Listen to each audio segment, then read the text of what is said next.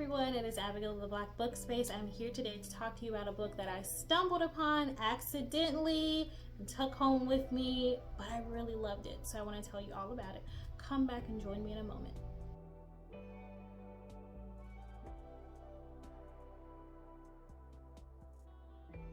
The name of this book is The Hookup Plan. It is by one of my favorite authors, Farrah Rochon.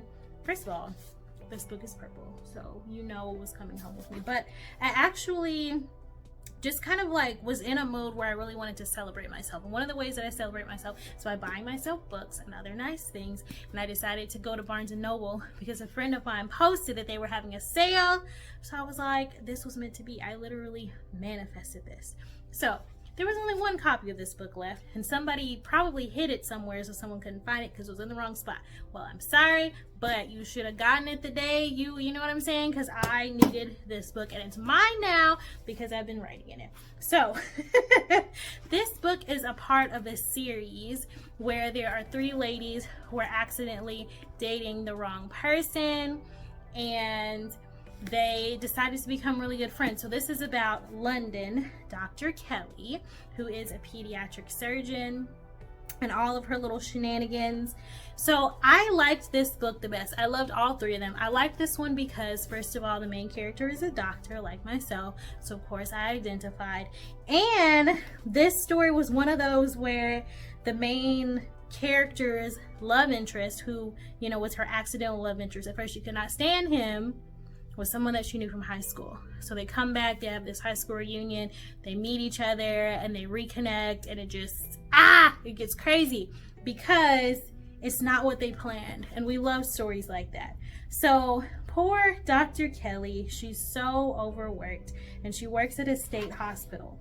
And if you've read the other books, you know that the other two ladies had projects that they were working on. So Samaya was working on her app and Taylor was working on starting a business. Well, Dr. Kelly, London's plan was to get a hobby because she was so overworked. Sadly, her blood pressure was high. So she was supposed to be crocheting and like doing all this stuff. Because she worked so much, having a hobby was something like completely out of her wheelhouse. Like, she was not doing that. That wasn't something that she did. From a child up, she was always working really, really hard, studying, trying to get the best grades, competing with this guy, Drew, in the book to have the best grades. So she didn't have hobbies. She wasn't one who like took dance classes or like went out shopping all the time and things like that. She didn't even have very much time to spend with her siblings, which is something she really regretted. But one thing you'll find in this book, and this is something that you may be able to identify with London, is that she was there for everyone. She works at a state hospital, and you know how government-run agencies are not always run the best. It turned out that they were covering up some huge secret, and they were like siphoning away money, and it was just terrible.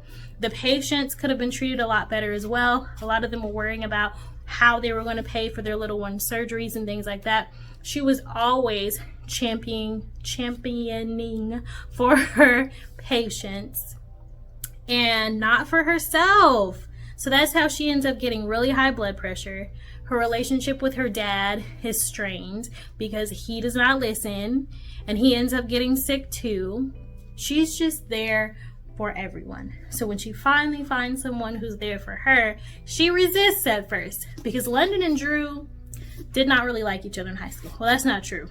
London did not like Drew, but he liked her a lot.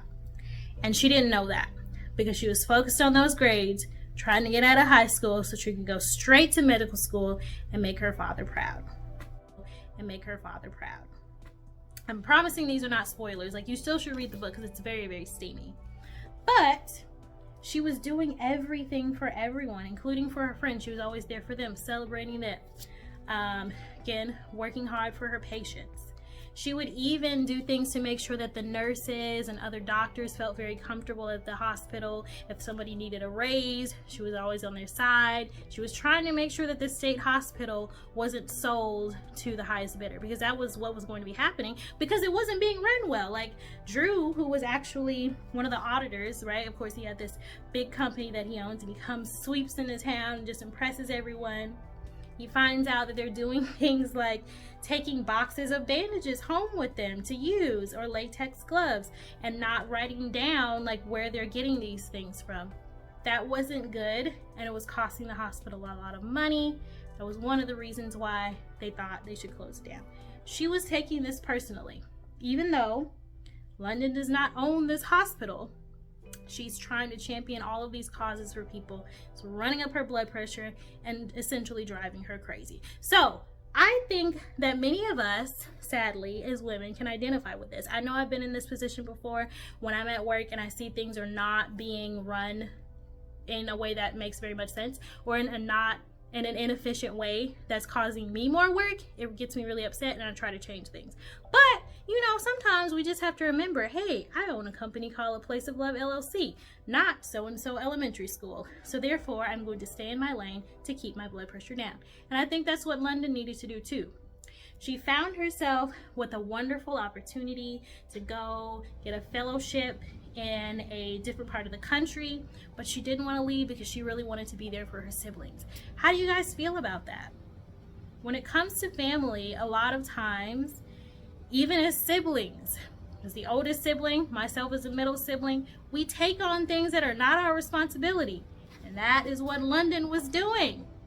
So I really identified with her on so many aspects. I adored this book. Farrah Rashan does it again. She's such a wonderful author. I love all of the banter that's like back and forth between the two characters. Really brilliant quotes in here. This is something that London is saying, because when it comes to Black women, like a lot of times people try to claim that we're just so loud and we have so much to say and we're such troublemakers and blah blah blah, and it's like whatever. A lot of times people do ridiculous things, so if you're just gonna stand by and not say anything, somebody has to say something. Well, that person was London. So she's sitting here talking to her nemesis at the hospital, this guy who actually did something horrible that people were trying to cover up. His name was Dr. Coleman. She says, with all due respect, Dr. Coleman, the fact that I'm vocal is the only one reason the staff here listens to me, London said. I also speak to them and not at them. And questioning hospital administration when I encounter something that is problematic is not causing a ruckus. It's advocating for my patients. It's important for us to define that for ourselves. When something ridiculous is going on and you're the only one speaking up about it, you don't need to feel bad. People they do ridiculous things. We know this. This is not news. People do ridiculous things all the time, and a lot of times we're uncomfortable to speak up about it because it's like, well, this is just the way it's always been done. London was not that type of person. If something was crazy and it was causing a patient to be uncomfortable or causing the nurses to feel like they were overworked, she was going to say something, and this man, who was not even doing his job, because when you're not doing your job, you have all the time in the world. We talk about what other people aren't doing. He was, oh, you're such a troublemaker. He apparently at one point said that women needed to be nurses to stay in their lane. They had no business being a doctor.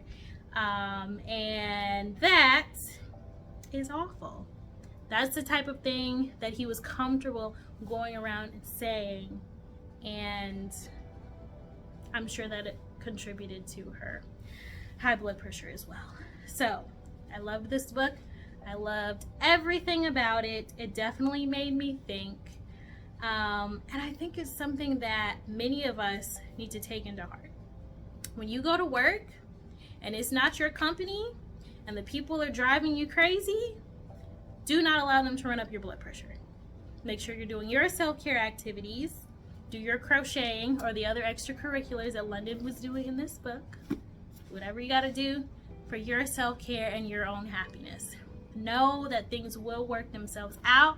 Affirm about it. Do your prayers and affirmations. But don't let it run up your blood pressure. So that's all I want to say today. I loved this book. I think that it was a lot deeper probably than it was intended to be, just because I'm, in the process of a career change right now, and I'm in the medical field too. It spoke to me in a different way, and I loved that. So thank you, Farrah Rashan. I'm celebrating your book today, The Hookup Plan. I'm going to come back next week and compare the 3 books, The Hookup Plan, The Dating Playbook, and The Boyfriend Project. So I had to really think about the titles of the books. I don't know. Those are the 3 books that are written about these 3 friends. So the Dating Playbook, the Hookup Plan, which is this one, and the Boyfriend Project. And they're all really good. This one just happens to be my favorite. So I think you should definitely get yourself a copy. The link is in the description box below. Whatever you do today, I hope it's something that brings you joy. Bye.